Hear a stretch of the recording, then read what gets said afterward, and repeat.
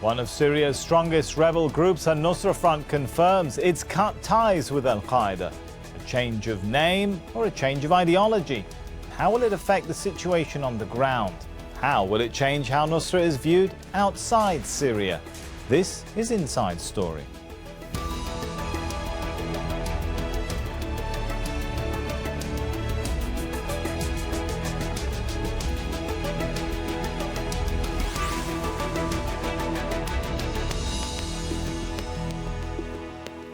Hello and welcome to the show. I'm Sami Zeidan. Al-Nusra Front is one of the largest and most effective rebel groups in Syria, controlling territory in the north, west and south of the country. It's always maintained its priority is getting rid of Bashar al-Assad, but it was, until now, al-Qaeda's affiliate in Syria. That has made it a target of both Russia and, more recently, the US. Now the group has decided to go it alone, cutting its ties with al-Qaeda in what appears to be an amicable split. A move which has lots of implications for the armed opposition in Syria and the way Nusra fighters are viewed abroad. Lots for us to discuss, but first Mohammed Jamjoon sets things up. Abu Muhammad al-Jolani announcing that the armed Syrian opposition group has now officially split from al-Qaeda. Al-Nusra first appeared months after the uprising against Syria's president began. While rumors of the announcement had been circulating for days, on Thursday, al-Jolani appeared in vision for the first time to reveal that his group's name has also been changed to Jabhat Fath al-Sham, or the Front for the Liberation of al-Sham. ويسعى هذا التشكيل الجديد لتحقيق الأهداف التالية. أولاً العمل على إقامة دين الله عز وجل وتحكيم شرعه وتحقيق العدل بين الناس كل الناس. ثانياً العمل على التوحد مع الفصائل لرص صف المجاهدين ولنتمكن من تحرير أرض الشام من حكم الطواغيت. The big question now, how will this impact the fighting on the ground? The Americans say the group remains a legitimate target for U.S. and Russian warplanes. Since this announcement has been made, we certainly see no indication that would give us reason to change the designation of this group. Again, you judge an organization like this on their goals, their ideology, their objectives. With bombs still raining down on Aleppo, it seems the only thing people there have a steady supply of is violence. We came here to buy vegetables and rice because they told us the siege is going to get worse, and then rockets hit. They started to come and take people from under the rubble. They took people out of that house that were killed, and people from this house over here that were killed. This child, badly burned, managed to survive an airstrike. But will he and others be able to live through the siege? These days, the fuel tanks are as empty as the markets are deserted. Syria's army, which is increasingly encircling Aleppo, says it has dropped leaflets into the city informing residents that it has secured safe passage and accommodation for those who want to flee. Syria's government also says it will pardon any opposition fighters who turn in their weapons. But people we've spoken with there say they simply don't trust the government or its assurances. Opposition activists say regime helicopters have dropped a small amount of food and sweets in different parts of Aleppo. But with Syrian forces in control of the only road into the city, concern is growing for hundreds of thousands of people. Aid agencies worry not only that food could run out within a matter of weeks, but that Syria's government may try to starve opposition-controlled areas into surrendering. Which is why fears of a looming humanitarian catastrophe are growing. Mohammed Jamjoon, Al Jazeera, in Gaziantep, on the Turkish-Syrian border. All right, let's bring our guests into the show now. We have in Amman Hassan Abu Haniyeh, an expert on Islamic movements. In London, Hayed, a Syrian researcher on conflict and Islamic movements. And in Abu Dhabi via Skype, Monzer Akbik, a Syrian opposition figure and former member of the Syrian National Coalition. Welcome to you all. If I could start with Hayed, has Nusra, or Jabhat al-Fath as it's now called, has it changed its ideology? How deep is this rebranding? For many Syrians that I spoke to before the announcement and even after, and even groups and armed groups inside Syria, I spoke to many of them, all of them, they think that this is just it's not a strategic, it's a tactical move. It's not a change in the strategy of Jabhat al-Nusra for many reasons. One of them is because this happened with the blessing of al-Qaeda. Al-Julani, his appearance in the statement just replicates the appearance of a well-known picture for Osama bin Laden. The wordings, he didn't mention Syria once. He didn't say that we are here to fight for the freedom of the people, and the people have the right to decide what they want to do later on. They come with clear agenda for what they want to do now and later on. And the third one is that they didn't really change even their strategies or policies or the goals they're calling for. They're calling for an Islamic state, but under a different title. Is there any kind of practical change if it's saying it's cutting its ties with al-Qaeda right now, in terms of how it operates and who gives the orders? I mean, to what extent were people like Ayman al-Zawahiri or his lieutenants in, if we can call them al-Qaeda Global, involved in the day-to-day running of al-Nusra? For many people, including myself, it's unclear what kind of involvement those figures and leaders have in the day-to-day business that Jabhat al-Nusra is doing inside Syria. But I think what we can at least predict is that all the al-Qaeda figures who were and still part of al-Nusra, or the new title for Jabhat al-Nusra, is they're still inside Syria and they're still active in their role, in the leadership role within the group. So I would assume that they will still have big contribution to the day-to-day work that Jabhat al-Nusra, or the new title, whatever the title is, they're trying to achieve. Oh, Monzer, as a person who's part of the Syrian opposition, you've been a member of the Syrian National Coalition before. When you look at the Syrian opposition situation right now, why do you think al-Nusra is announcing this and making this step now? It's obviously for but they are under pressure first, since years now, that they have announced before that they are part of al-Qaeda, which is the international jihad. Therefore, they are the enemies of the whole international community. And basically, they were the black hole of the Syrian revolution. They undermined the people, the Syrian people struggle for freedom and democracy, and they are actually fighting for something totally different than that. So there were a lot of pressure on them to do that, but they didn't do it for the past years. Now, what they have done yesterday, it seems to many people it's too little, too late.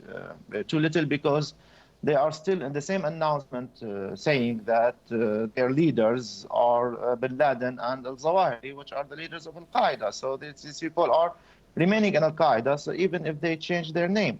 And too late because there is already a Security Council resolution saying that this is a terrorist organization and it is excluded from the cessation of hostilities. But they did say that they have no Syria. affiliation for any outside group or figures. While they obviously had some respect for the names you mentioned, they didn't say that those will remain their operational and tactical leaders in any way. And they claim that from now on they'll have no affiliation to any outside group. Does that represent any change or difference for what they're now calling themselves? Jabhat al-Fath? Yeah, people are skeptical whether the Syrian activists and the Syrian opposition, as well as the international community, that this is a trick. This is not, they are changing their name. They just want to avoid the bombing. Now there is an agreement between the United States and Russia that al-Nusra is a legitimate target and that anybody can bomb al-Nusra locations. Although me personally, I don't agree that bombing from skies will actually do any good, because there are always collateral damages, and these people are in between civilians and also in between the moderate opposition. So there are always damages that are not useful for this bombing. This kind of people need to be eradicated or removed from Syria in a different way. All right, let's bring Hassan into the discussion. Listening to our other guests there, not a lot of confidence that this means a change in ideology or strategy or perhaps even leadership figures. What about tactics?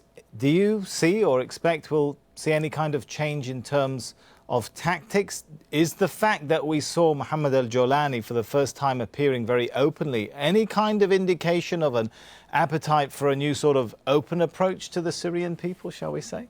Undoubtedly, I think that Jabhat al-Nusra has made a sort of a new tactic, and this tactic might be a future strategy. The reference for al-Nusra is the same reference for al-Qaeda, and the change in names doesn't mean a lot. It's only from outside, but we know since September 11, Al-Qaeda is now a system that has no central department or headquarters in Afghanistan or Pakistan or whoever. We have branches in Syria, in the Islamic Maghreb or Jazeera al-Arab or in Yemen. So this change is similar to what has been done by Al-Qaeda after the Arab Spring through supporting what's so-called Ansar al-Sharia movements that can go with the local shape without really hitting the away enemy, which is the West or Israel. What has been made by al-Jolani is to stress the commitment of Ansar al-Sharia. It's part of the commitment of Al-Qaeda, and it's clear that this change is a result of the pressures practiced on them, particularly in the field, on the ground, because Jabhat al-Nusra has lost, in a way, a sort of the support on the ground since its establishment in 2012. Let me then, Hassan, let me jump in there then and trying to get you to narrow down when you said then two very important things. They've lost support on the ground and you expect some change of tactic. What kind of change of tactics or approach, particularly to the Syrian people, do you expect? I mean, can we expect a different softening of their approach to the Syrian people or to the people it administers or deals with? You, I'm sure, are aware of human rights reports like the Human Rights Watch organization report in 2015, which blamed the group for what it called, quote, widespread violations, targeting of civilians, kidnappings, executions. Do you expect some of that to be, to change as a result of this rebranding? On the short run, I think Jabhat al-Nusra will get rid of the role of domination that has been adopted since controlling Idlib, the courts and the application of the rulings and the face-to-face confrontation with other groups like Hazm Group or the Revolutionary of Syria of the 13th Group, or applying certain harsh rules on the society.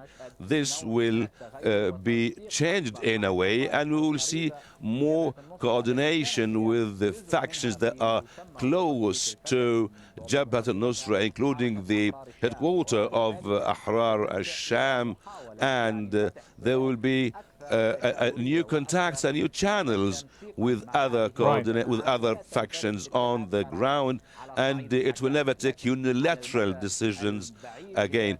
On the long run, it said, as al-Jolani has said, according to the statement of yesterday, that it seeks a state, an Islamic state, within the Sharia law and according to the Shura principle through consultation with the other factions. Right. There is a change in the way of dealings with the different areas under the control of Jabhat al-Nusra. There will be definitely coordination. All right, let me bring in Monzer into the discussion. You've raised some good points which I think we want to explore in a minute, but before we get to talking about perhaps the new relationship between al-Nusra or Jabhat al-Fath, as it's now calling itself, and other groups, I want to continue a little bit, Monzer, on the issue of its appeal to the Syrian people, from what you've seen so far and what you've heard so far, any reason to believe that this is going to make them more appealing to the Syrian people? I don't think so. The reason is that these people are, they have a certain ideology. This is, they're calling and they're struggling for a democratic state, a religious state, Islamic state, something like that. This is thousands of miles away from what the Syrian people want. The Syrian people, basically, they have an uprising, a revolution against Assad regime, which is a dictatorship. They wanted freedom and they wanted democracy. This is completely different than what al-Qaeda wanted. So there are, and at the same time, also in Idlib, where al-Nusra, they have very strong influence. They already started treating women in a, pressing women, forcing them for certain kind of dressing, and other actions they are doing to the people. So they are actually a dictator. They are same like Assad, but in a different way. They are the other side of the coin. So I don't think that they are going to be these kind of ideologies and this kind of state that they're calling for is going to be welcome by the vast majority of the Syrian people. There's no way that the Syrian people are going to welcome something like that. But at the same time, there is only a sentence that he mentioned in the announcement that they are going to basically allow all people to live equally or something like that. This is some kind of a signal that they are giving that the minorities, the people who are other than Muslims, they are just like giving some assurances that they are not going to oppress these people. But it's as I said, it is really too little because everybody knows what these people ideology are. Okay, got it. Let's, if we can, move the discussion on a little bit to Hayed now. When you listen to that announcement by Mohammed al-Jolani... Can I just comment on Sure. this? Because I have two points to make. The first one is regarding their popularity in Syria. I agree with what the two other colleagues said, that they lost some popularity, but this has changed in the recent time, or recently, because after the cease of hostility was interrupted, what happened is that al-Nusra started gaining more support and more people started joining because they think that al-Nusra can change the dynamics on the ground and then can gain military achievements against Assad. Most of those who are joining or are considering to join al-Nusra right now, they don't think that other groups have the capacity or the efficiency that al-Nusra has when it comes to fighting Assad. This is one issue. The other issue is that we should not forget that the position that other armed groups might have towards al-Nusra might not change, but the position that people on the ground have might, because first of all, what al-Nusra is trying to do here is that they say that we did our part and we distance ourselves from al-Qaeda, but the Americans and the Russians are willing to, they want to kill you anyway, and that has nothing to do with us. And this is why I think people might become more supportive, especially also now that Aleppo is besieged. Talking about so support, then they need someone Hayed. to break the siege. Hayed, we've already heard from Hassan, for example, that he thinks that we might see an alliance or more of an alliance emerging between Fath al-Sham, formerly al-Nusra, and some groups like Ahrar al-Sham. What about other groups? What about even the Western-backed and internationally supported groups under the umbrella of the Free Syrian Army? Do you think we might see any different change or dynamic in the relationship between Nusra and the FSA? I think at this point everyone is waiting to see how the Americans and the Russians will react to this announcement. But on a different note, what used to happen between al-Nusra and other groups is that they will coordinate militarily and they will have joint operational rooms.